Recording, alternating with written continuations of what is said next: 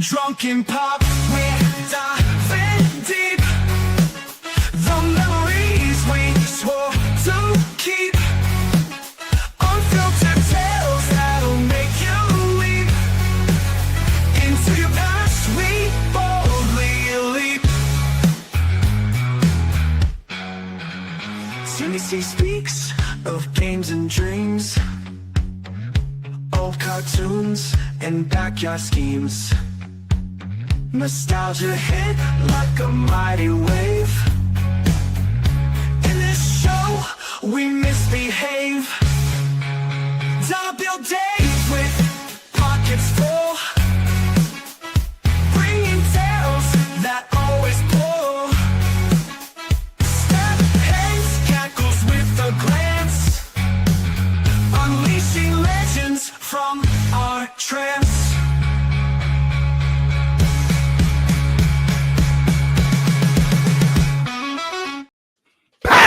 Unleashing legends from our pants. I demand it be changed because that trance crap is stupid. That Kentucky band, Arterial Infantry, will not allow it. It's their song. Did you just make that up? Arterial Infantry? No, it's a fine Kentucky band out of Mayfield, Kentucky. They live next door to Amy. Next door? Yeah, Like literally? literally. I'm not believing that they're a what fine happened Kentucky just now? band. Hello and welcome to Drunken Pop, the show where we do exactly what the title infers. We drink. Pop. No. Oh, We're talking about pop culture. sorta. And I was just gifted this, some Indiana whiskey. I'm going to be trying that later on. Probably it's going to taste you're as smooth. it's going to taste Indiana whiskey. Indiana whiskey is like Buttman. Like It's you gonna got sweet. bourbon in Kentucky and Buttman. it's going to taste like lube, hepatitis, and condoms. And Please, Reggie Miller. Don't forget Reggie Miller. I would drink Reggie Miller. Ooh. Reggie's nuts. I'm clipping that just so you know. You should. I'll own it. My name is TJ Stevens. Here are my fellow Step in. drunken historians. Dave and the RC's here. And Timmy C. How many times are you going to change the end of your name?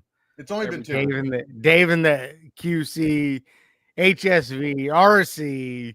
There's only been two changes. 3 Yeah. There's been two. names. 3 names. 3 I names. started as QC, but I'm not in the QC. That's true. I Blame might change it to HC next time. I don't even know what that means. AL. You're in the high C. High C orange. Hampton Cove. Please remember to subscribe to our YouTube, like and comment on our shows. And most of our shows are going to be live from here on out. So go there. You'll get our notifications. You'll be able to join in on the fun and comment, which we already have 3. We have Instagram. They're all going by on. us, by the way. The comments? Oh, they are. And then we have Instagram going. Instagram Live. Frank Bruno's there. I can see that. Hey, Bruno. What's up, girl?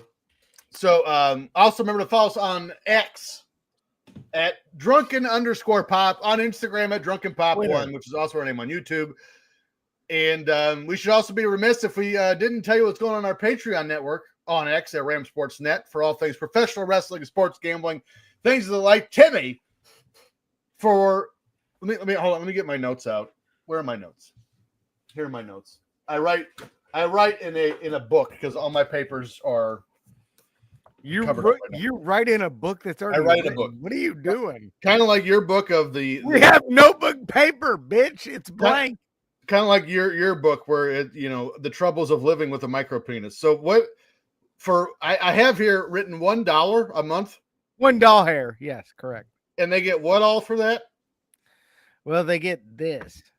Of course, they don't have to spend that. Well, never mind. Shh. Yeah, buy it. You will get footballers getting paid with Tim and Dave Later. coming soon with the UFL edition. Starting this week. UFL starts Saturday. Ooh. Or Friday. All my money on black. I'm taking the Birmingham Stallions. That's what I said. All my money on black. Are you playing roulette? I don't understand. Wrestling with commercials. Talking wrestling with Palmwater Dave, our brother show, along with a ton of bonus content, including Era's The New Generation, World Class Flashback, which we literally just recorded. Stephens was there. He seen it. I was there. Friday night, St. Louis Battlehawks are playing the Houston Roughnecks. I'm betting on St. Louis. Power of the Pen, Hard Times and Beyond, and the CWA retrospective Ringside Replay. Wrestling It's been renamed Ringside Rewind now. Dave made music for it and put Ringside Rewind instead of Ringside Replay. So we changed What a dumb shit he is.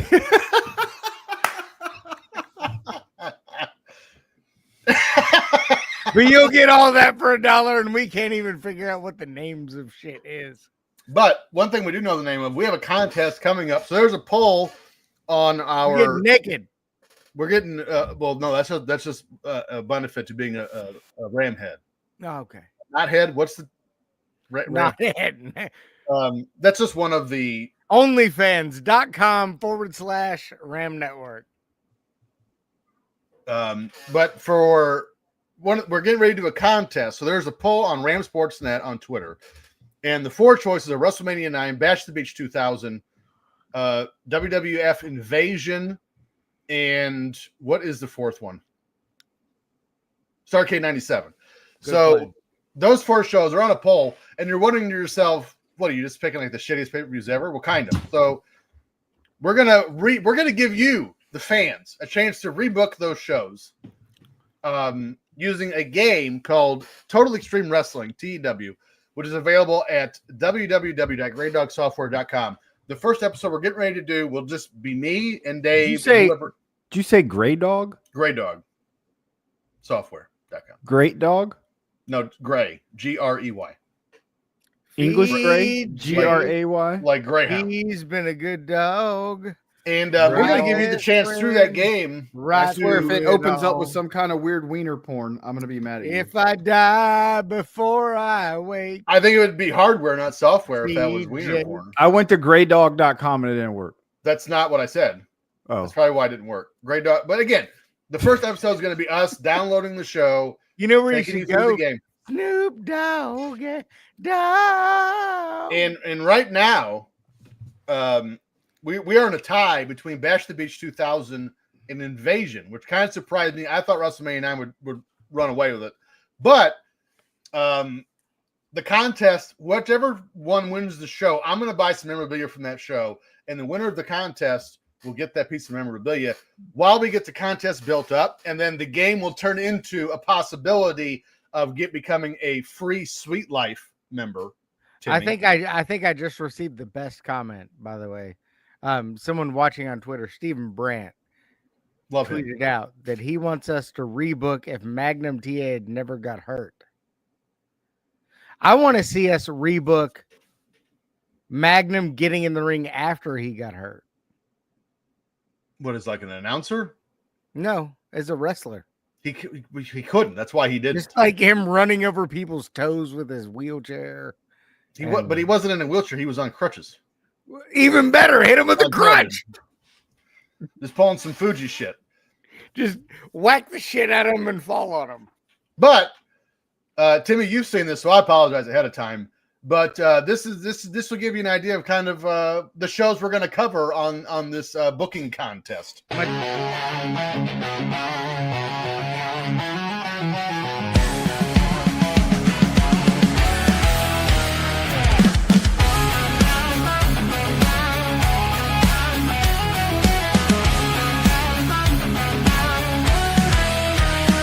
Empty seats now, but just you wait. I see the script, your perfect fate. In my mind's eye, the crowds will roar when you step through that sacred door. You think you're special, you think you're strong, but I decide where you belong. I pull the strings and make you dance, build you up just to watch you fall. Everything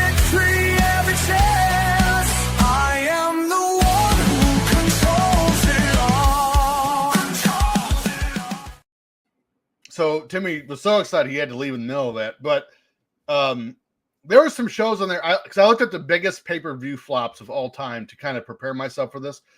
So the couple shows on there, you saw Troy Wilson there for Great American Bash 04. And I saw that show listed, and I thought to myself, well, why is that show? I wasn't watching in 04. I was in the Air Force. So I'm like, well, why is that on there? This was the show Undertaker fought the Dudley Boys in a handicap match and then buried Paul Bearer in concrete. That was that show. Oh, I saw that live. That was terrible. Yeah, so that's that show. So we're gonna find this the biggest turds in pay-per-view history, and we're gonna rebook the time before the show and the time after, making new stars, business decisions. I can't wait to do it. And again, as of biggest right now, turd ever. What? Biggest turd ever. Ever. Right. That's rude. But I'm going to download it and play. Right now, it appears to be Invasion or Bash the Beach. They are tied. I was at Bash the Beach. Invasion. Mike Kolb. I think Mike Kolb was that. I voted Invasion. I think Mike Kolb was at Spring Stampede 2000. No. Whichever show Man Cow was on, Mike Kolb was at that one. I thought Mike Kolb was Man Cow. He's not. He looks like a man cow. He's lost weight. You should be ashamed. Mantar. He looks like a mantar. Okay, that works.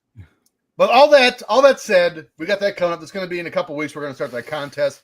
Again, it appears to be Bash the Beach 2000 or Invasion. So, but Invasion, I hope Invasion wins because it's going to be tough because you can't just automatically start off with Ric Flair and Hogan and everyone else. You're going to have to start off with what they had. So I'm either way, I'm excited. I'm excited for this. Too easy. Emmy's not going to play because he's a dick, but Dave's all the way in. I'm in. I can't wait to do this. Can I play on Xbox? Anything else? You know what we should play? I don't like it. Step into the past with your game face on. Box score trivia where legends are born. Who scored the goals and who made the play? Get ready to guess every single day.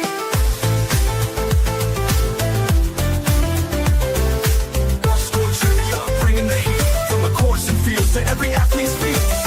Test your knowledge and show you the best in this game of history. There's no time to rest. Shout out to more Seals and Buccaneers on that. Shout out to the University of Miami for The Cavender twins. Simultaneously bringing Carson Beck in, him fucking over one of the Cavender twins, and then being like, So, Timmy, before we start this, we should probably start, like introducing the month and year we're doing. So, do you want to tell everyone what month and year we're covering on the show? nah, I'll leave it to you. All right, fuck it. We're doing December 1990. I was there. I was there. I was also there. I'm going to throw a curveball at you guys because Timmy's such a dick. So we normally do passing or to passing touchdown leaders. We do NFL. I'm going to throw a curveball. Passing interceptions. Ooh. Passing leaders, interception. 1990. Brett Favre. The league leader had 22. No, he wasn't in there yet. 1990. Brett Favre was drafted in 1992, I think. Randall Cunningham. Randall Cunningham, no. Joe Montana. I'm going to tell you right now, there's a quarterback on this list I've never heard of. Joe Montana, believe it or not, is tied for 7th with 16. 16! Boomer Esiason got to be on there. Led the league with 22. That piece What of a shit. scrub. Dan 1990. Troy Aikman was shit in 1990. Tied for 3rd with 18. With a Tampa Bay one? Buccaneer he side with. Which one? Bernie Kosar. Which one was tied? Tied for 10th with 15.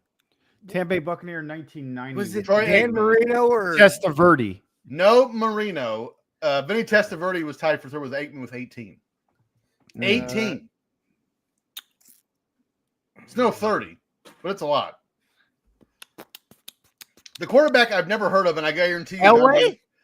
John Elway, no. The one I've never heard of, and I know you guys haven't either, from the Phoenix Cardinals, Tim with 2 M's, Rosenbach, had 17. That's my cousin. Coach Rosenbach? Coach He'll Rosenbach. He'll be back in 15. Don't worry. How about Dave Craig? 2nd with 20. Tammy C getting Dave Craig. Usually he fumbles the ball too much to throw picks, so that's a good job out of you.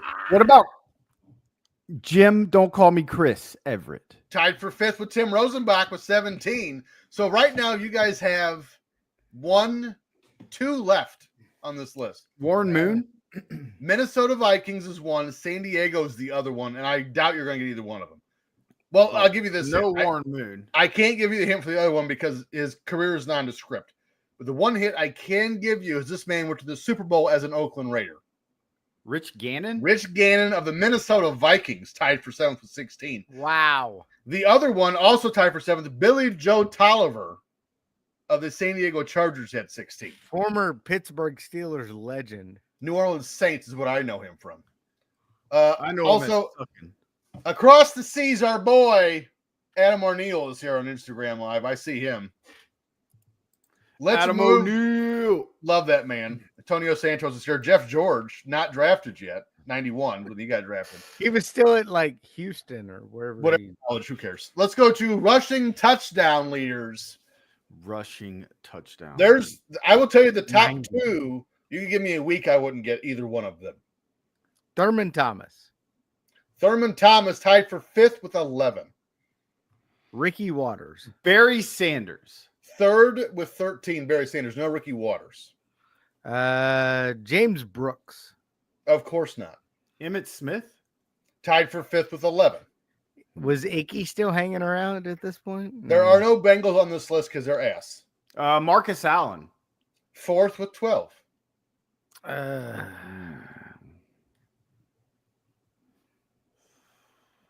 There's a few people on this list I would not have. I've never heard of, let alone would have got. Thurman Thomas. Marcus Christian Allen. Okoye. Nope. Bitch. You guys want teams? Yeah. Houston, Miami, the Chargers. Ernest Biner. Nope. Chicago, the Giants, the Rams, and Seattle. Oh, the Rams. Fuck. Whatever you're going to say, no. No. No. Marion Butts. When he with the Chargers? Tied for 9th with 8. A Marion Butt sighting on this show. One of the Butts greatest wasn't NFL around yet, was he? One of the greatest. Jerome Bettis got drafted in 93, 92. Eric Dickerson. So we're pretty. Look, this guy. Shut up. He was dead. So he was not dead in 1990. He should have been. He was still very alive. He was not. I don't think he was playing in the NFL. I know he was not playing in the NFL in 1990. He was playing in the CFL. We're kind of down to the guys I don't think you're going to get. Maybe, well, you should get one, but I'm No Dickerson? No Dickerson. No Dickerson. So here you go. Tied for 9th with Marion Butts. O.J. Simpson. Of course not. Well, that's murders, not rushing touchdowns. He's got 9 murders. 9 murders. Sammy Smith of the Dolphins had 8. Lorenzo White of the Oilers had 8. That's what I said. Neil Anderson of the Bears had 10. Never heard Otis Anderson of the Giants had 11. And your Otis Anderson? Yes. And your league leaders, Derek Fenner of the Seahawks had 14. And Cleveland Gary of the Rams had 14. I've heard of Cleveland Gary, at least. I don't think you have. I have. You've heard of Gary, Indiana. I think you were trying. I've heard of Cleveland, Ohio, and Gary. Gary, Indiana. yes. I just combined the cities. Let's go to receiving touchdown leaders for 1990. Jerry Rice. Tied for the league lead with 13. Tim Brown. He is the league leader with 13. Tim Brown. No Raiders on this Carl list. Pickens. No Bengals on this list. Well, actually, no, there is one, but it's not him. Eddie Brown. Tied for 3rd with 9. Look at you go. Here's your fan participation. No, not Dwight Clark. I'm pretty sure he's retired 90. Andre Reed. And he was a tight end. He caught one famous touchdown. Dwight Clark was not tight end. Both the Andres, Rison and Reed. Andre Rison 2nd with 10. Andre Reed tied for 6th with 8. Art Monk. No. We got Art Houston. Garfunkel. Art Garfunkel. We got Houston twice. Mark Duper. Detroit. Washington. Washington. Minnesota. Philly twice. And that's it. You got the rest of them. Philly twice? What? Randall Cunningham. Yeah, I don't know who his receivers were. We're in slim pickings here. Oh, Carla Olsen's here. There she is. What Josh about was terrified of Gary, Indiana? We all were. And I Altoon? No Altoon. 2 more guesses, 1 each. Sterling Sharp? No. Timmy? Give me teams again, please. Houston twice. Ernest Detroit. Gibbons. Tied for 3rd with 9. Look at this guy go. Here's the rest of your top 10, all tied for 6th. Of the Eagles, Fred Barnett, Anthony Carter of the Vikings, Gary Clark of Washington, and Robert Clark of Detroit. Oh, the and Clark brothers. And Haywood Jeffries. Tied for 3rd. Did you blow me? By the way, it's fucking raining hard here, so if I die, it'll be caught on video. I'm more worried about the Kentucky shitter than I am you dying. Calvin Williams tied for 3rd of the Eagles with 9, and you got the rest of them. So good for you. We win. Dave, do we move on to sack leaders for 1990? No. Timmy? Reggie White. Okay, well, I guess we're doing Reggie White 4th. James Francis. Wasn't he a running back? No, he was Bruce a linebacker. Smith. No. 2nd with 19. Warren Sapp. No. What? Lawrence. He came in 95 Whatever. or Fuck 6.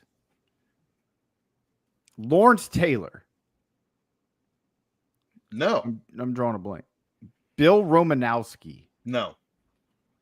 Pat Romanowski. There's a lot of names on the list. You're going to be like, oh, yeah, that guy. Jerry AJ Romanowski. Francisco Romanowski Cabrera. Are you just throwing out first names and then Romanowski? What's the guy from the Chiefs? Not Christian Okoye. The other one. Derek Thomas. Led the league with 20. Yeah. What was the other? There was another. Are there 2 Chiefs on the list? No. Okay. Are you thinking of Dan Saliamua? No. Oh. Ricky Bobby. Correct. Here's the rest of your top 10, all tied for 8th. Jacob Green of the Seahawks. Sean Jones of the Houston Oilers. Oh, that's our friend. And Greg Townsend of the Raiders, tied for 6th. How about this? Dennis Byrd of the Jets with 13. Larry's brother. Yes, Dennis. Kevin Green. And Kevin Green, tied for 6th with 13. 5th was Leslie O'Neal with San Diego Chargers. 3rd, Charles Haley with 16. Fred Studebaker. And that was a box score trivia. Hit my clip. Hollywood secrets in the air. Everyone will play their share. Dave's Face is the name. Movie trivia is the game.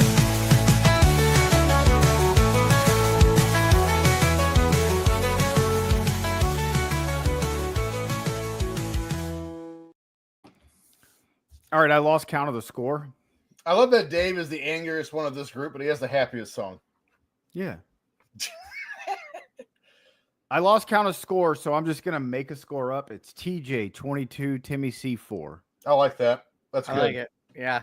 5 movies this week, like always. Hold on, I gotta get my pen. Get your shit together. Yeah, this is the first time we've done this show. God forbid Timmy's prepared. Hate him. Did you roll that yourself? Yes. Oh. I'm ready. Let's do this. My pergola 1990. might have flipped over here. Just so Sarah made it. She calls him daddy. She spelled it wrong. Oh. All right, D-A-D-E. movie number A. Also, her writing skills should be better than that. With a budget of $22 million, December 1990, that's like a billion. 1990. That's like $1 billion. With a budget of $22 million, our first movie this week grossed a total of $424.2 million at the box office. So we may have heard of it.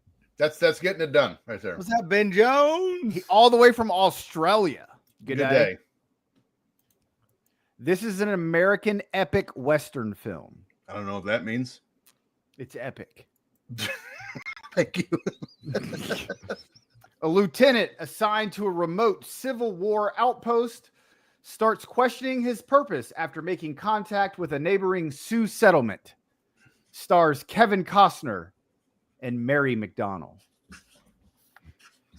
Back to the Future 7.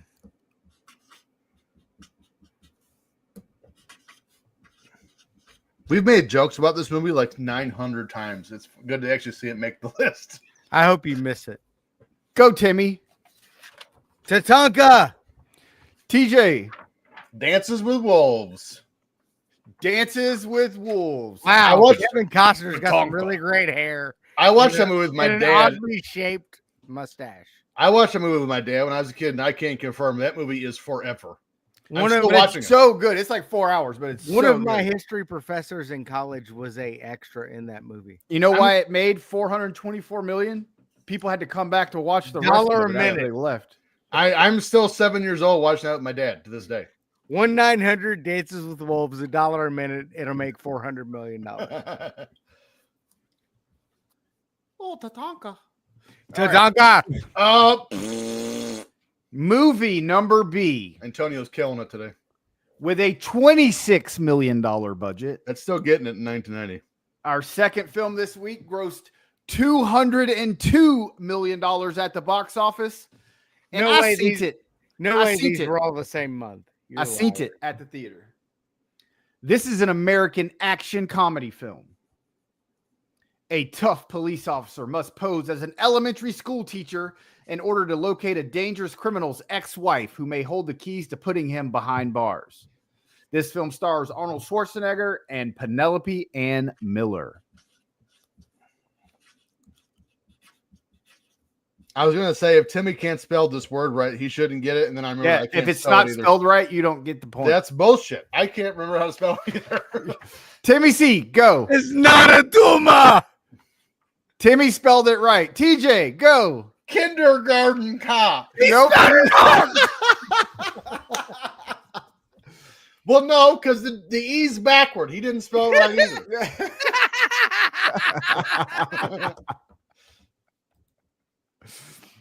Wow. Oh, Lord. What is he D. doing? Debbie does Started that. with a D. As many D's were in TJ's kindergarten. Debbie and Dallas.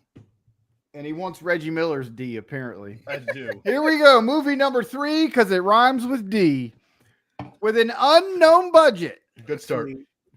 Our third movie this week grossed $120.9 million at the box office. I'm gonna guess it had a slight budget then. This is an American romantic comedy film. Oh, boy. This time, a new baby is on the way, and it's going to be a girl. Wrapped together with the standard conflict between mother and father, Mikey engages in a bit of sibling rivalry with his new sister. This film stars John Travolta, Kirstie Alley, and Bruce Willis. Go, Timmy. Look who's talking to. TOO. Yes. TJ. Look who's talking to TWO. Wrong. Wrong. We're going to give it to you because we like you. Thank you. What are we doing in the comments right now? One Night in China. Here we go. She got a penis, girl weenie. Huh? All right, here we go. Movie number D. On a budget of $3 million. It's good. Our fourth movie this week received a theatrical release internationally, but was released direct to video here in the United States. Oops. It made less than $3 million at the box office. Because it was in homes. This is an American action hero film. It's kind of impressive. It made $3 million when it went straight to video. Frozen in the ice for decades. A super soldier from World War II is freed to battle against arch criminal the Red Skull. This film stars Matt Salinger and Scott Paulin. What the hell are you talking about? I was gonna write Encino Man. I only know the name from the story you just told me. Apparently, it's a cult classic now. I beg to differ. I synced it as a kid. It's been remade and made a lot more money. TJ, go. Hunt for the Red Skulltober. Terry C. Captain America. Captain America. You NBC. dumb shit. Captain Puerto Rico. According to Did you not see the one that, I don't know, made $1 billion a few years ago? I did. I haven't seen it, actually. I almost took the Red Skull part out, but I thought there was no way you guys were getting it any other way. Bring him back. I've been booted off the show. That's fine. Timmy doesn't know Ernest goes to camp, so whatever. That's right. I do. Timmy C has gotten all 4 today. Will he make it a clean sweep? I doubt it. Guaranteed. Yep. Here we go.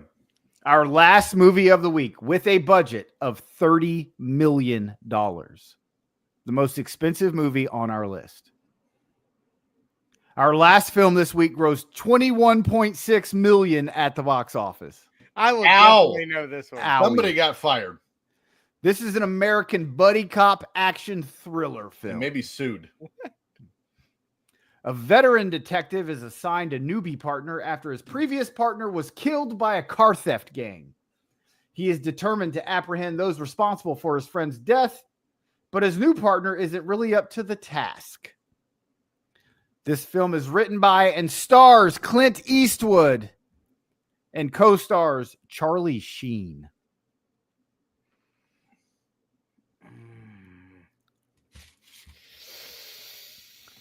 If you get this, you get 27 points. I'm not going to get it, just so you know.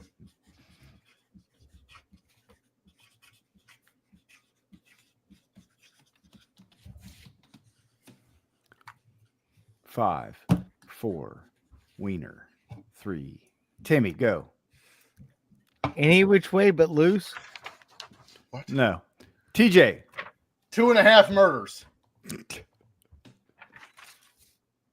The Rookie. I've got nothing.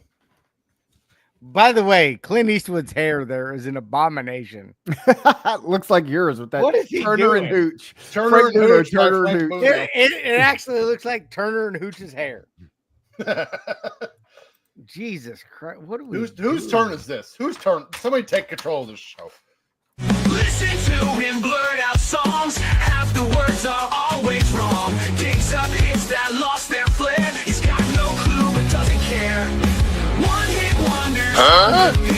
Timmy C's voice ain't so sweet. Blabber on about yesterday's fate while we all just cringe in shame. Hello and welcome. 11 hit wounders, according to that 11 hit neon sign. wounders. That's the beginning of Saving Private Ryan. Oh, what?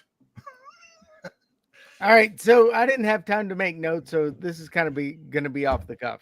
You didn't have time to make notes. We've literally been sitting on this for 2 weeks. Reminds me of a co-host we used to have on the show. Well, I'm all right. They got fired. Motherfucker. Yep, that fits. All right, song number 1, clue number 1. In 1992, British record producers under the name of DNA renamed and remixed this song, grafting Susan Vega's vocal onto a dance beat from Soul to Soul. Susan Vega, that would be the clue, the biggest clue. Lou Bega. It's Zelina Vega. not Mambo number. I have a Suzanne Vega song on my phone. That's probably which one it is. All right, Is it? clue number 2 remix. Go ahead. No, go ahead. I want to hear you hit it. No, because as soon as I was going to say the song name, it was Annie Lennox, not Suzanne Vega. So go ahead. No, It's groove is in the heart. I was going to do Walking Through Glass is what I was going to do. yeah, it's walking on broken glass. You Yeah, that fuck. one. Listen. The remix. Walking through glass. Broken glass. The remix became a much larger hit than Vega and the song originally had, peaking at number 2 on the UK Gee, crumpets. singles chart and number 5 on the U.S. Billboard Hot 100. Fatties. Scones. Larry Flick from Billboard Larry Flint. Larry Flick from that's not a real name. From Billboard commented, quote, "Don't miss the exceptional blank name of the song by DNA featuring Suzanne Vega." He noted the Brit outfit had placed, quote, "a slammin' soul 2-track flavored swing instrumental." That's not a real sentence. I haven't understood a word you said so far. Underneath Vega's song. All right, so here's the big You've clue. had 2 weeks to figure this shit out, and this is what we get. Last clue. American rock band Fall Out Boy used an interpolation. You're welcome. Twice. Of this song in their song Centuries. Nuts on a bedpost. Some legends are told. Sometimes. What's the original song? You will remember me for centuries.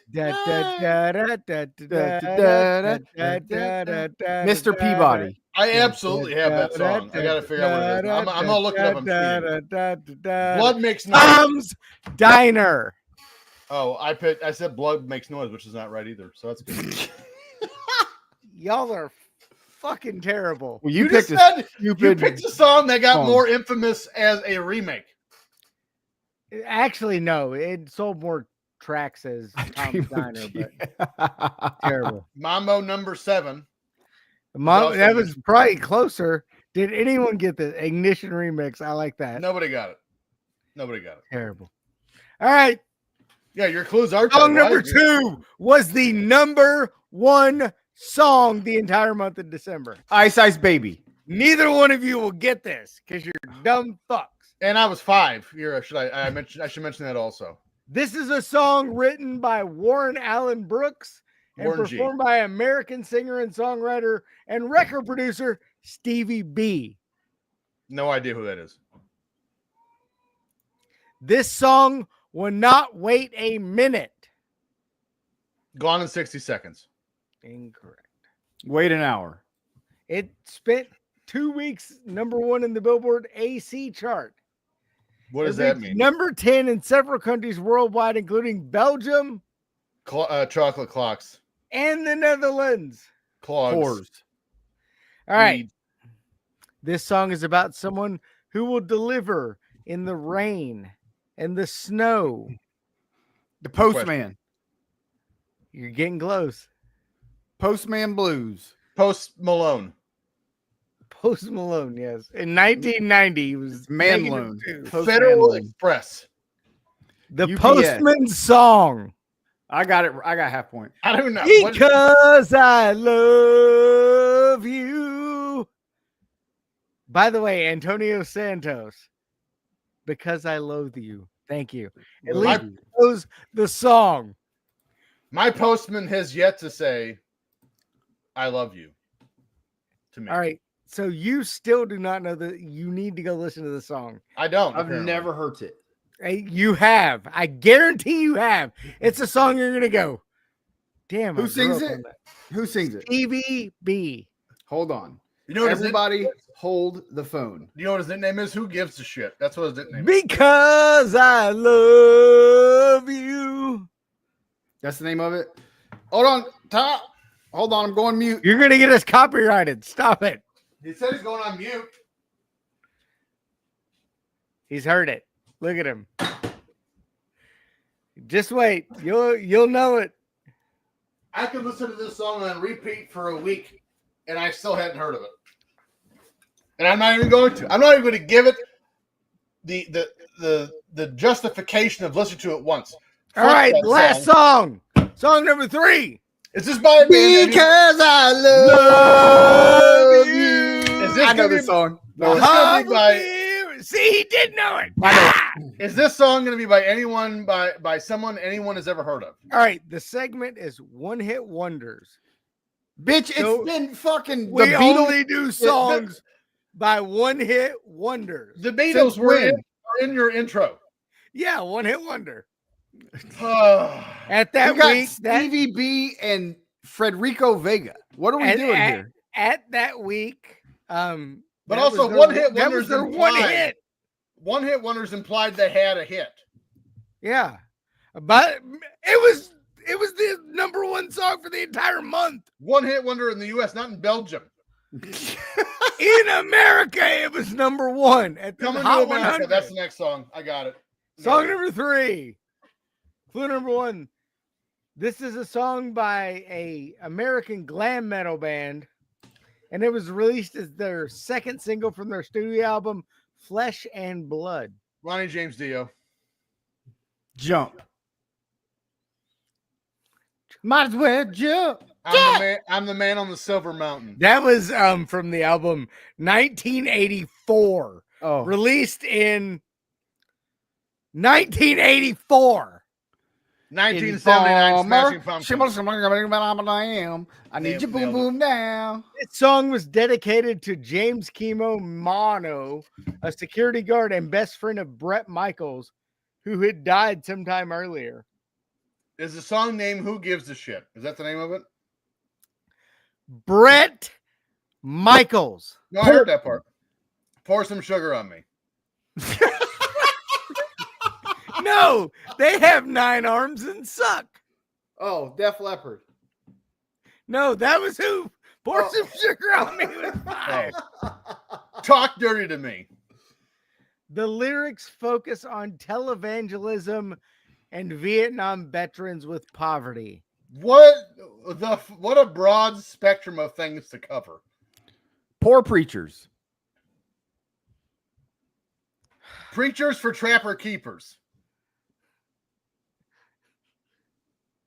Homeless pastors. This song is widely regarded as one of Poison's best songs. I got Poison right. Girl, I must warn you. This song is Poison. For this show. Poison. Poison. Give me something to believe in. Something to believe in.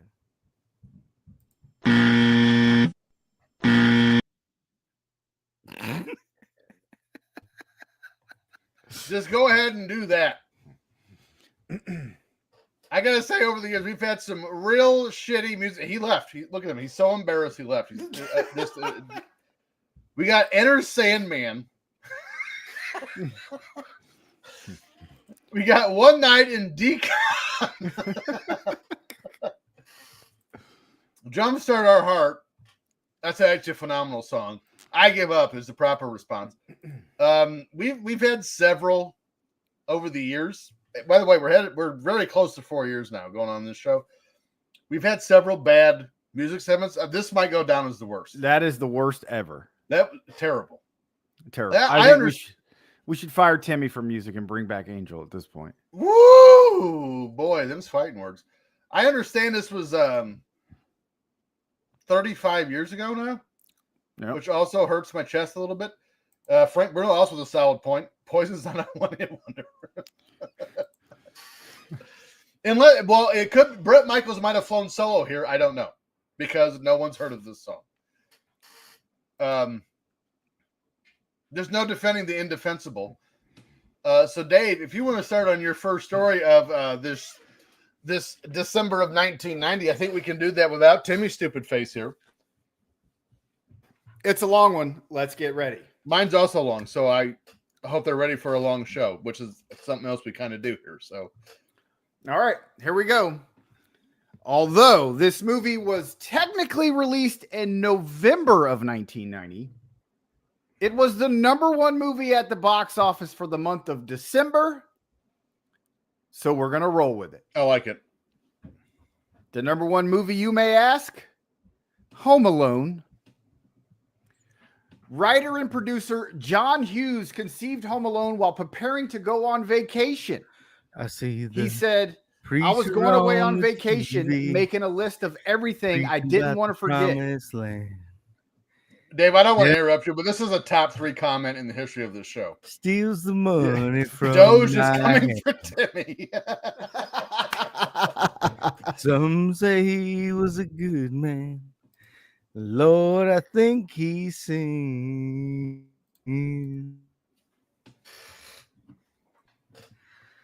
All right. Writer and producer John Hughes conceived Home Alone while preparing to go on vacation. He said, I was going away on vacation making a list of everything I didn't want to forget. I thought, well, I'd better not forget my kids. Then I thought, what if I left my 10-year-old son at home? What would he do? Well, CPS would be called. Let's start with and like maybe that's not the best thought to be having. Just And What I'm if I was a I'm shitty guessing the parent? cops would have tried a little harder. What if my son? What if I was just a shit parent? all right. Pop What quiz, hot shot, Dave. Is Yeah. this Speed? What movie did this guy write that you hate? Breakfast Club? Never seen it. I don't hate it. Never seen it. You should still watch You it. should. You should. 2 years Um, later, you should still I watch still have to watch Godfather 1, 2, Ignorant, 3, 4, 5. disrespectful. Hughes wrote 8 pages of notes that developed into the screenplay. Imagining that children are naturally most scared of robbers, Hughes also worked that aspect into the plot. Home Alone was initially set to be financed by Warner Brothers. And they're dumb. Hughes promised that he could make the movie for less than $10 million, He was considerably less than the most feature film production budgets of that era. Well, we just heard we had a 20 and a 30. and an unknown. And Concern- and a $3 million. That's true. They could have made something as great as Captain America. Mm. Concerned that the film might exceed that amount, Hughes secretly met with 20th Century Fox before production to see if they would fund the project if Warner Brothers balked at the cost. Didn't he have a lot of hits before this? Why are they... He had a lot. Early in production, the budget grew to $14.7 million. Warner Brothers then demanded that it be cut by $1.2 million, but the producers responded with a memo arguing that the budget could not be cut any further. Unconvinced, stupid-ass Warner Brothers shut down production the next day, but it quickly resumed when Fox took up Hughes on his offer. Holy shit. Do you want to hear John Hughes' 1980s? Yeah. Holy fuck. I was there for him. I don't need to hear him. 16 Candles. Uncle Buck. He was pretty good. Weird Uncle Science. Buck. I love that you were like Uncle Buck. Weird Science. Pretty in Pink. Planes, Trains, and Automobiles. Ferris Bueller's Day Off. The Breakfast Club. And Uncle Buck. And they're like, oh, you're over $10 million. We got to cut this. Like, dude, Sir, he's going I'm to not make... sure. You don't have a proven track record. Yeah. You've only made 7 national hits. Principal photography took place over the course of 83 days between February and May of 1990 with a final budget of $18.3 million. The movie made $1 bajillion at the box office. It did. By the way, you said the first Captain America film in 1990, its budget was what? 3 what? million. The better Captain America film, the budget was $216 million. By the way, it made $370 million. I thought the first Captain America sucked. The one with Chris, whatever. What? Bruno's band. Bruno is banned. Boot him the fuck out. I can't do that. Boot him out. Kick Frank The Bruno, house I just lost a exterior- lot of respect for you, sir. The house exterior scenes were filmed on location at a 3-story single-family house in the North Shore village of Winnetka, Illinois. Winnetka. Same It's thing. in Chicago, trust me. Yeah. The only interiors of the house used for filming that made it to the finished film were the main staircase, attic, and most of the first floor landing. The rest of the interior of the house was duplicated on a soundstage to allow for more room for equipment and crew. Did you Kinda say makes sense. addict? Attic. Oh. These sets were built in the then unused gym of New Trier High School's West Campus, previously used by Hughes for Uncle Buck and Ferris Bueller's Day Off, where the production company had already set up its offices. Hey, By the you've way, done Uncle Buck, he wrote that too in the 80s. Ferris Bueller's Day, and we're not going to trust you with $18 million. Right. Hughes suggested Macaulay Culkin to director Chris Columbus for the role of Kevin, having previously worked with him on Uncle Buck, but still met with over 200 child actors for the part as he felt it was his directorial responsibility. What a douche nut. 200. After Robert De Niro and John Lovitz turned down the role of Harry, Joe Pesci accepted it. Nobody else could have played it. The role for Uncle Frank was written for Kelsey Grammer, but Grammer wasn't available. Thank God. Overall, Home Alone was a smashing success, grossing $476.7 million worldwide at the box office, to go along with selling more than 11 million copies on VHS to the tune of another $150 million. You It made know more why money Warner than Brother. the good Captain America. You want to know why Warner Brothers completely sucks? Because they Because of this. made Pee-wee's Big Adventure and passed on this. Well, we're also going to play. We're gonna do this here. So not only was John Candy's, was he like booked at the last minute to play his role? He had no script. He had no script. All that was improv Yep. that he did, which is bananas. And he did it all in 24 hours. Yeah, Because he he's did, hilarious. He did and that a story- great actor. well, he told that great story.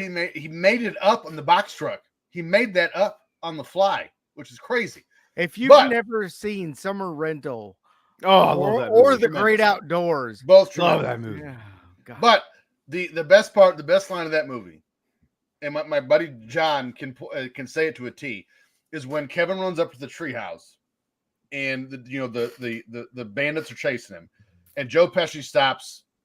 He's going to call the cops. Yeah, he's going to call the cops from a treehouse. Treehouse? From a treehouse, mob. Going to call the cops. He's going to call the cops, Harry. From a treehouse. All right, so let's go to a slightly less good actor. Maybe two, who knows? Then Frank's turn, or what are we talking about? Yes, Love and Crazy are both in the air with the next story. Ooh, The wedding of Nicole Will Kidman Smith. and Tom Oh. Cruise occurred here in December of 1990. Nicole, or Nikki as I call her, Nikki and Tom met while filming The Days of Thunder in 1990. top Classic 5, movie. top Yeah. 5 for me ever. Love that movie. By the way, I'm pretty sure that movie lost money with the budget. I don't care. It shouldn't have. Tom made Not such over an- the years, it hasn't. Rowdy Burns, sir. Yeah. I love the movie. Don't It's a get me phenomenal wrong. movie. But it takes a lot of money to get NASCAR out there on The budget for Days of Thunder was $60 million. That's a lot, but probably because they had It actual made NASCAR. 41 NASCAR. billion. It made 157.9 million. Okay, that's Fast what and I the thought. Furious is not better than Days of Thunder. Shut your Incorrect. whore Not mouth. even close. No. Not even. No. Tom. Also, just to hear the price of admission is alone worth it. Just to hear Robert Duvall say "streamlined butterfly." What? That And alone Rubbin is is racing. yeah. Rubbin's right. Rubbin is racing. By the time I'm done, it's gonna be a streamlined butterfly. That alone is worth the price of admission. That is a deep cut into that Jesus Christ. I could damn near quote that whole movie. I love that movie. It's fast. Like the main antagonist in that movie. all Roddy 5'6" of Tom Cruise. Well, no, made- Carrie Elways, Yeah. Yeah. Russ Wheeler. He- and the they Hardee's wouldn't- number They 18. wouldn't let a British guy drive a fucking NASCAR, just so you know. I wouldn't. I mean, they have since. No. Yeah, they have. No. Tom Cruise's Jacques 5'6" Villeneuve. frame made such an impression that he Impression? and Nikki Impress him.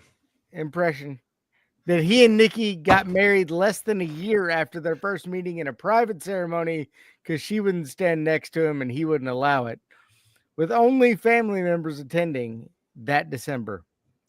Shortly after their wedding, get it? Shortly. Well, you didn't say his height. You didn't say his height. Did. I said 5'6". Oh, okay. The couple worked together With a 10-inch again. dick. Again on Ron Howard's drama Far and Away, which were the story of both their heights. They were She saw far that and dick away. in that fire suit in Days of Thunder, and she was like, "I need to wrap that up." I've never even heard of Far and Away. I haven't either. It's they're both Irish, which is weird. Do you know what's fun? Fast and the Furious is better than Far and Away. Yes. Not I believe it. Cruise and Fast and Kidman Furious 17 collaborated. is for sure. Shut up, motherfuckers! Fast and Angry.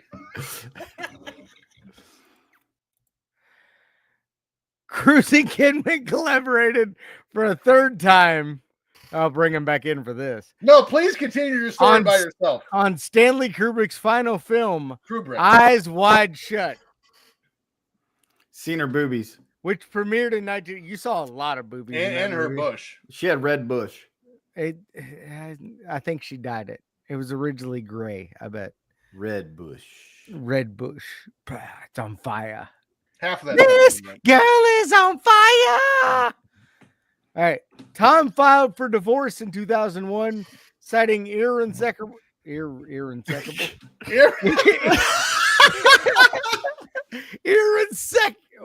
Irreparable damage. No, it's someone tell me what this word is. Where is the word? Irreconcilable. What is that? Where is the word? Irreconcilable. Irreconcilable. Yeah, neither of us can say it. No, irreconcilable. What? It's Irreconcilable. Thank you. What I said earlier.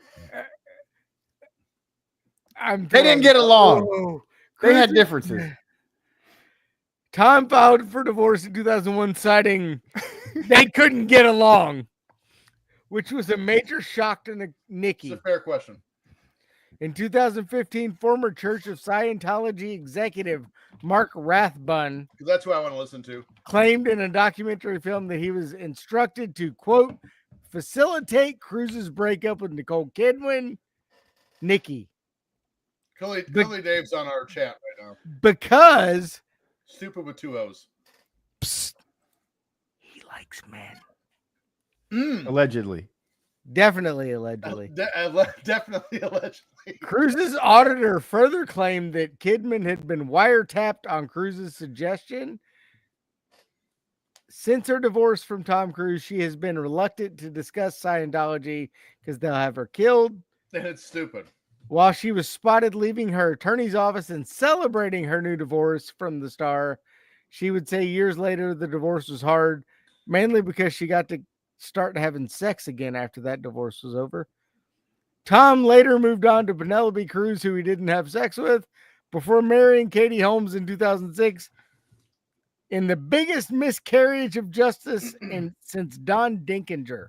Okay, so I get that reference, but for our listeners who may not, why are you just throwing Don Dinkinger under the bus here? Because it was a miscarriage of justice, and Don Dinkinger was a umpire who was clearly wrong, just like Katie Holmes was clearly wrong for marrying all 5'1" of Tom Cruise. And then, well, you're also leaving out the umpire who just ruined Armando Galarraga's perfect game. Well, Ben Joyce? What was his name? Greg Joyce? Fred Joyce. Fred Joyce? Joyce Brothers. It Ben wasn't Joyce? Fred, but it was like Don Joyce. I think it was Greg Joyce. Joyce Brothers, yes. Nikki, for her part, was briefly engaged to Lenny Kravitz, which is weird. Mistake. In June of 2006, she wed country star Keith Urban, who is also shorter than me. And good day. Are they still married? He's Australian. Yeah. G'day, Mike. Good day, yeah. Ben Good Jones day. knows both of them. Personally. The they're stunner of neighbors. this entire story is that Tom Cruise's real last name is Mapother. Mapother. Mapother. Mapother or is that Mapother? Mapother. Mapother. His Mapother. first name's not Tom either. It's Clarence. Lawrence. We need Ben Jones to get back in the comments and tell us Larry if Mapother. the Urbans are still married, because I don't know that. They are. But well, He I is want still to know short, by the way. I want to know what kind of people they are. I want to know if they grow in the garden. That's what I'm interested in. I mean, he's not as short as Kenny Tom Chesney, Cruise? but he's pretty short. No, he's shorter than Tom Cruise. I'm pretty sure. I don't know. How are you shorter than Tom Cruise? You can be Kenny Chesney. Sit right here and ride on this deer in In Buffalo. Mexico. Buffalo. I mean, Buffalo. like Little Tokyo, I think is the only man shorter than Tom Cruise. What's the number? What's the Lord Littlebrook 2'8"? The Mini guy me. from with a 10-foot Vern Troyer. Vern Troyer. with a 10-inch dick. No, No, that's that's Joe C. Oh. Joe C. Joe C. All right. Well, I've had enough of this entertainment news bullshit. Hollywood influencing this show, the liberal media. Let's move on to sports. Yes. We're going to head to the gridiron, specifically for a highly anticipated Monday night football game between the 10-1 49ers and the 10-1 New York Football Giants. The 49ers were the team of the 1980s, winning 4 Super Bowls, with John Montana beating Timmy's hapless Bengals John twice. Montana? I don't know. Joe Montana Tony Montana. beating Timmy's shit Bengals twice, blowing the doors off the Denver Broncos and beating Dan Marino in his only Super Bowl appearance in '84. The 49ers here at 90 look to continue their dominance by a Giants team led by Bill Parcells and quarterback Phil Simms, who had begun to make some noise themselves in the 80s, and they even won Super Bowl 21. And we're looking to become what the 49ers were in the 80s and take the mantle as a team of the 90s. Here in 1990, what? Dave Meggett? Dave Meggett played for the Jets and the Patriots. No. I guess he also played for the Giants, didn't he? Yeah. Here in 90, the 49ers were also looking to become the first team ever to win 3 consecutive Super Bowls here in 1990. Spoiler alert, it still has not happened. In 1989, Bill Walsh was You proud of that? Patrick Mahomes. Wow. I mean, yeah. But yeah.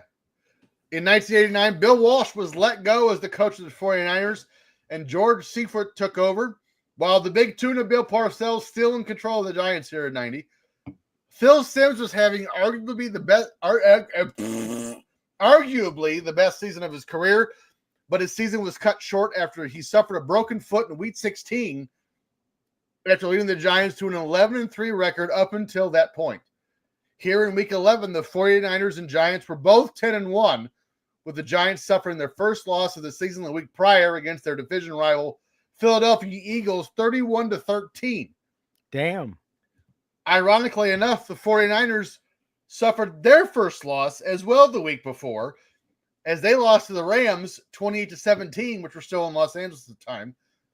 The Giants finished the night. They were still in Los Angeles. Yeah, they were still in Los Angeles. Yeah, they hadn't moved to St. Louis yet. The Giants finished the 1990 season with a defense that was compared to the 85 Bears, and although they did show up to San Francisco, their offense did not.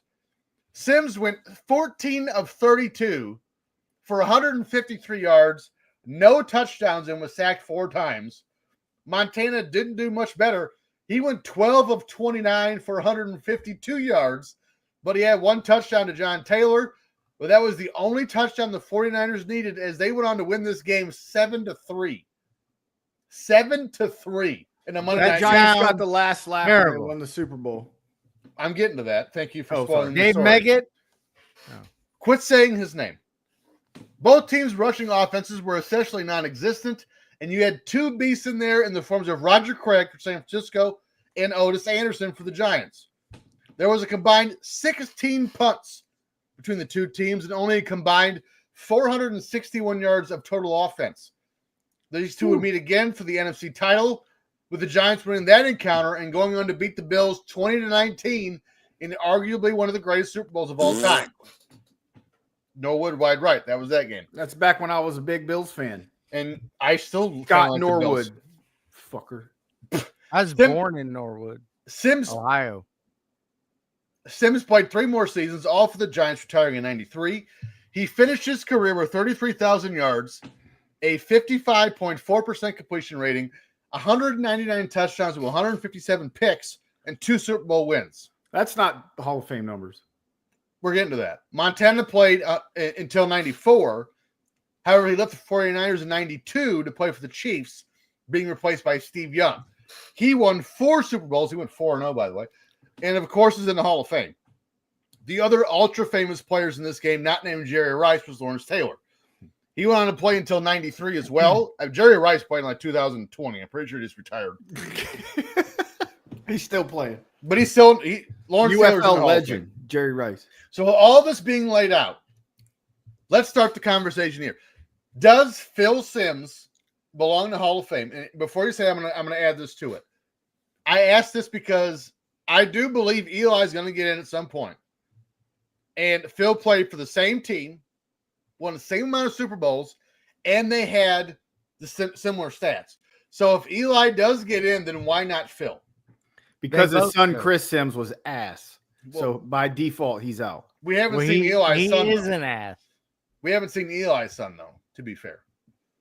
But we got Arch, so You got this. same family. Controversial topic. Antonio Santos says Phil seems to be going before Eli. I agree. Phil Sims is good. But Not a Hall of Famer. do you think he's a Hall of Famer? Is Eli a Hall of Famer? I do think Eli's a Hall of Famer because, All right, then why not Phil? well, here's my point. I think just like we've discussed on the show before, Joe Namath is only in because of the guarantee. I think Eli should go in for no other reason than ruining the Patriots' perfect season. And he did it twice, by the way. Phil, thing with Phil gave more to the game because you also have to the commentator. Phil's media career. Right. Yeah. What the one thing with Phil Sims you have to consider is the era he played in. But defenses were still allowed to play defense. Yeah. Yeah. I think Phil as a what do they call that? The Veterans Committee. Yep. I think Phil should absolutely get in. Because of the time. By today's standards, no chance. This quarterback with this stats today, Russell Wilson is a prime example. All right. What are Bart Starr's stats? Tell me. I don't know. I wasn't expecting Exactly. to answer. Not great, but I wasn't expecting you to answer that. But there is more. So I asked the question: who are some other players that are not in the Hall, but maybe should be, but got overlooked because of the era they played in and maybe the team they played for?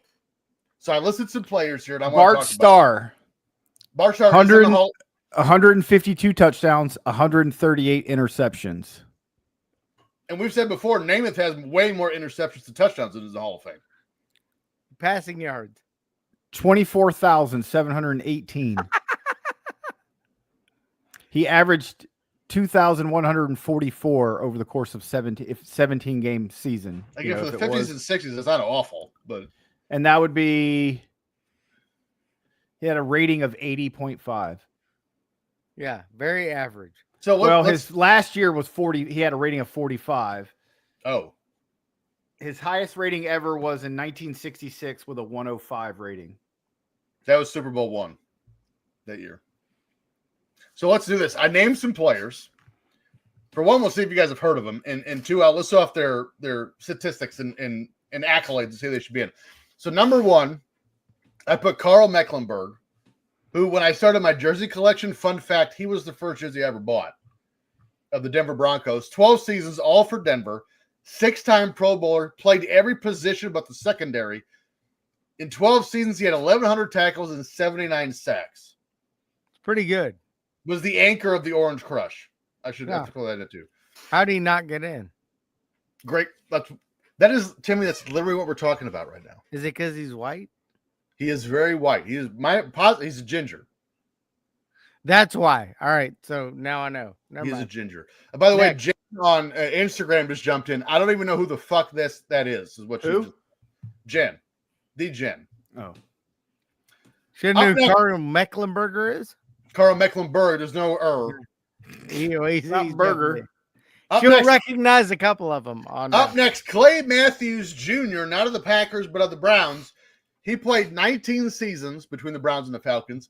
4-time Pro Bowler, 1,595 career tackles, 70 career sacks, 16 interceptions, led the league in tackles 4 times. Go back to your first statement. 19 seasons. 19 seasons. Compiler. Oh my God.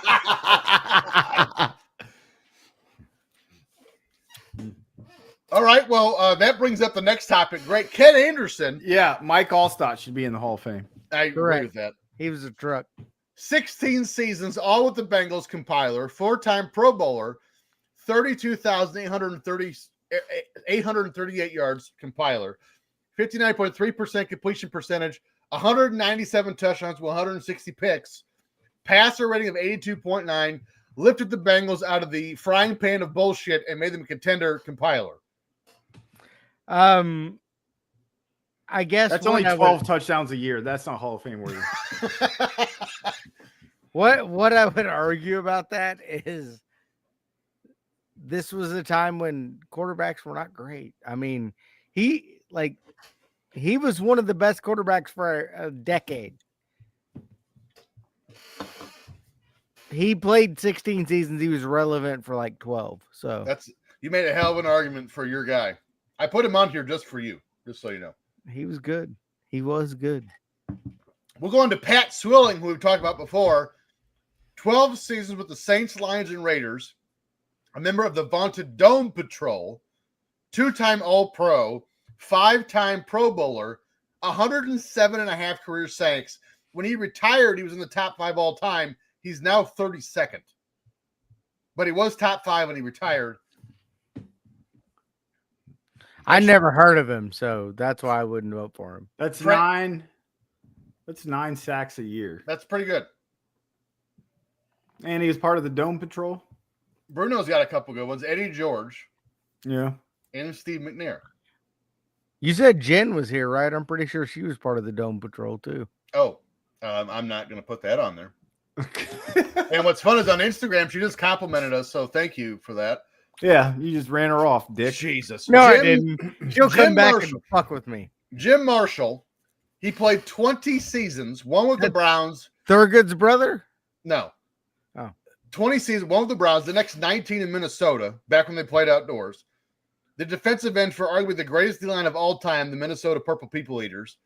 130.5 career sacks, 30 career fumble recoveries, and when his career began, they didn't keep track of sacks as an official stat, but his sack total would have made him the all-time leader at his retirement behind only Deacon Jones until the 1990s when Kevin Green, Lawrence Taylor, Bruce Smith, and Reggie White all passed him. He would still be 15th all-time today, and he's only 2 sacks behind Lawrence Taylor. Then This he's one- in. I mean, This he's one in. baffles me more than anyone else, how Jim Marshall's not in the Hall of Fame.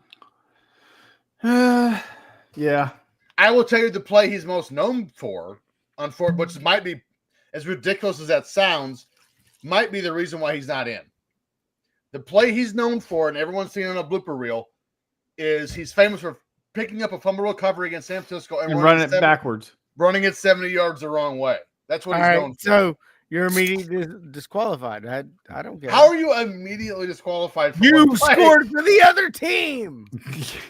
And what's fun is Fran Tarkenton chased him on the sidelines the entire way. He was Screaming, 87 years old. Of course he wasn't going to We have breaking news.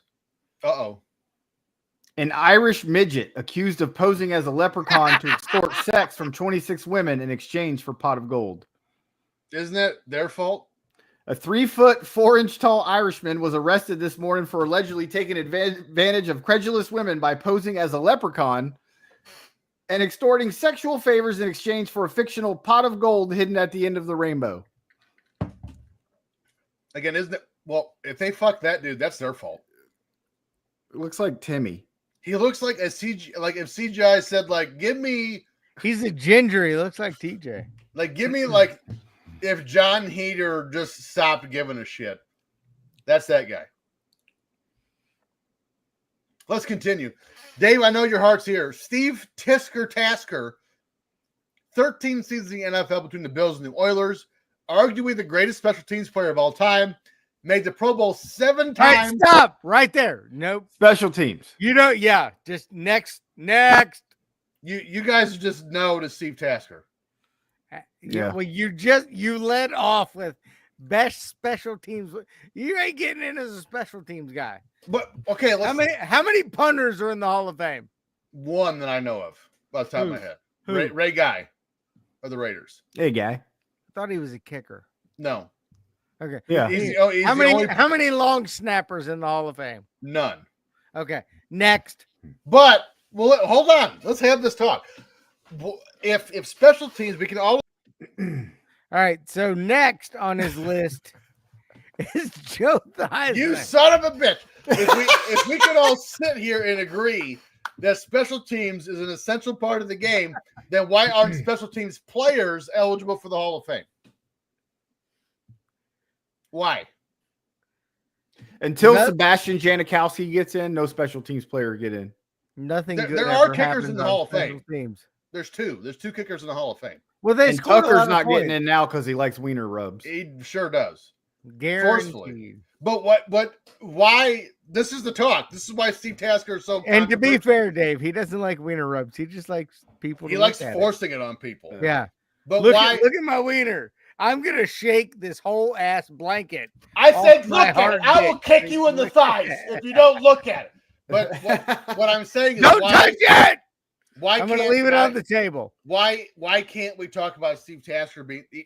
To me, he absolutely deserves being Hall. He was the best at what he did for over a decade. Okay, good job, DJ. You talked about it. We're moving on now. You guys, Dave's typing a fucking thesis. I'm really Steve glad Tasker career stats. He had less than 100 catches. I'm pretty sure. 51 receptions for 779 yards. Stop right there. That's it. That's all you need. 112 punts defensed. But again, why isn't that important? We just elected Devin Hester to the Hall of Fame for being a returner. How many touchdowns did he score? Steve Tasker? All right, yeah, Steve Tasker. Well, Steve Tasker wasn't a returner. Okay, so he scored 0 touchdowns, right? It's not a valid question. How many did Devin Hester score? A lot. Thank you. You just answered your own question. Dave's frozen and the happiest I've ever seen. I'm really. Let's continue this talk on Twitter. I'm really upset. I'm disappointed in you guys. I thought you understood and appreciated new football better than this. Dave, let us know when you're back. I'm sad right now. Up next, Joe Theismann. I didn't realize he only played 12 seasons in Washington. That's because they ripped his leg off. Well, he also played 3 seasons in the CFL, which I also did not know. He was the 83 MVP, 1-time All-Pro, 2-time Pro Bowl, 25,206 yards, 160 touchdowns to 138 interceptions, 56.7% completion percentage, 1-time Super Bowl champion. I actually didn't know Joel Theismann was not in the Hall of Fame. Well, I guess my thing on that would be he doesn't have as many touchdowns as Ken Anderson, so you're out. Well, I would put Theismann in that Ken Anderson, Phil Simms talk.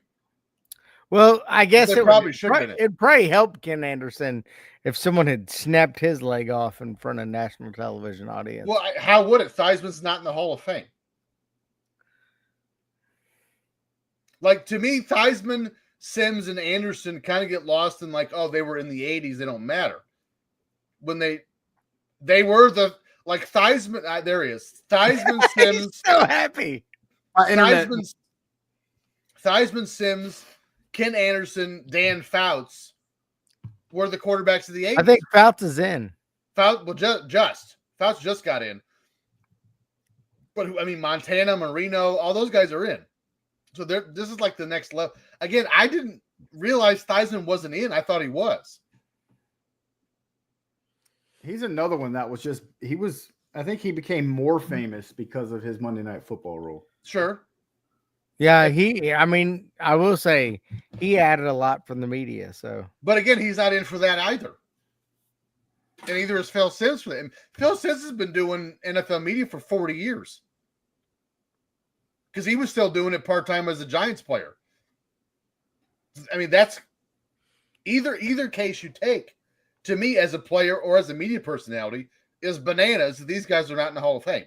I'm not arguing against it. I know that the NFL is fucking stupid because, like, you can only induct 4 a year or 5 a year, and shut up.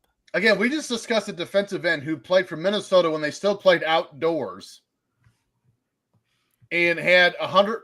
He's still like top 15 all time in sacks, and for some reason he's not in the Hall of Fame. So I guess I shouldn't be stunned. And Steve McNair and Eddie George, not in the Hall of Fame. Antonio had a good one. Dallas Clark of the Colts, not in the Hall of Fame. So this. Do you know why your arguments don't stand up, DJ? Why? Steve Tasker. Because they're logical? No, Steve Tasker. No, that's not logical to you. He's like, hey, this gunner on the punt team ought to be a Hall of Famer. But when you're the best gunner for 13 years, You should get $8 million your last year. Not a Hall of Fame position. Sorry. No, I agree with Timmy. how is a long snapper not a Hall of Fame position?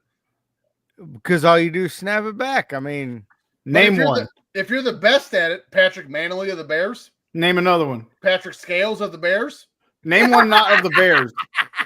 What was the guy that retired for the Giants, went to the 49ers, and blew their Super Bowl chance? all right, Name one- he's name not from getting the the Hall of Washington Fame. Redskins.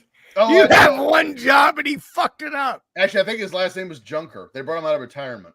He was a junker. Like, we'll argue about that. And you guys are dumb. You guys are wrong. You're wrong.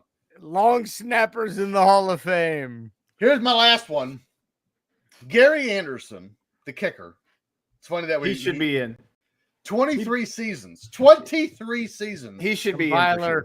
between the Steelers, Eagles, 49ers, Vikings, and Titans. 2-time All-Pro, 4-time Pro Bowler, scoring leader in 1998 for the Minnesota Vikings, the highest scoring offense ever until the 07 Patriots.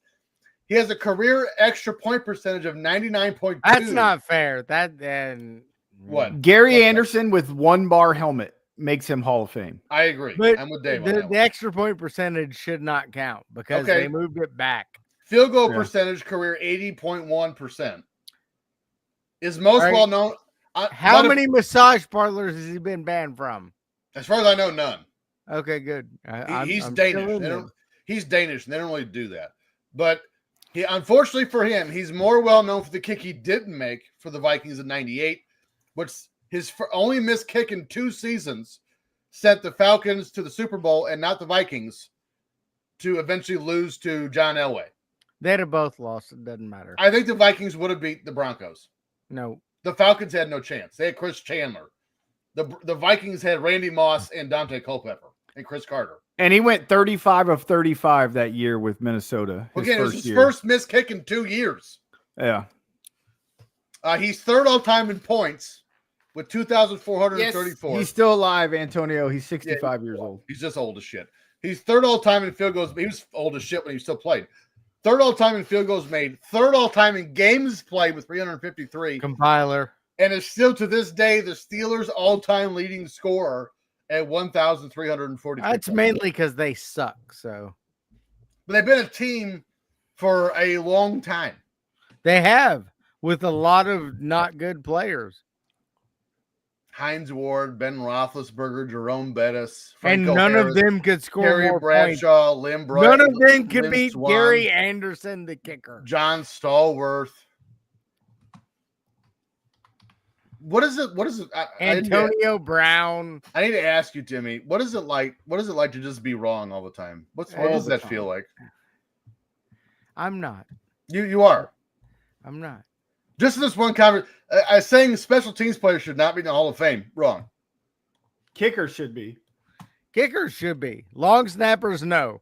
How do kickers make all their, Gunners, no. how do kickers make all their kicks if it weren't for the long snapper? The best defenses need good The field ball's position. got to get back there somehow. The best defenses have good field position. That's the gunners. And the best quarterback's got to have good receivers. I mean, you're not making any sense. No, actually, you're just adding to my argument. So what was- Reggie White, every offensive line he's gone against should not get into the Hall of Fame because he was so good. Actually, I'm interested. I wonder how many offensive line that Reggie White has made his bitch are in the Hall of Fame. I bet none. He made one guy if the Patriots retire. I would too. He was mean. He was a mean son of a bitch. He's Max Lane. He just threw him. He was several times. a preacher. What are you talking about? He was a Again, really nice son of a He bitch. was At- mean on the field. At Drunken_Pop on X. Let's continue this. I think Steve Tasker belongs in the Hall of Fame. You're wrong. It's okay. You can be wrong. I think you guys are wrong. Just like both of your hairstyles are wrong. Let's continue that talk on X. On Instagram, we're at Drunken Pop 1, and follow our Patreon network at Ram Sports. That, of course, we're on YouTube. We're on my haircut, bitch. Drunken Pop a lot at Drunken Pop 1. You don't have one. You literally don't have a haircut. As for us, you can find us on our social media platforms at Dollar Bill Dave. Follow me on X at Dave in the RC. Timmy C. At Timmy C 1979 in the RC. No, just kidding. No, you're At in the Timmy K. C 1979. You got 3 fingers in the KY. That's where you are. And I am at T Stevens 91. Remember, in a world full of projectionists and liars, we're the 3 assholes for truth. See you next week, right here on Drunken Pop. I really hate you guys right now.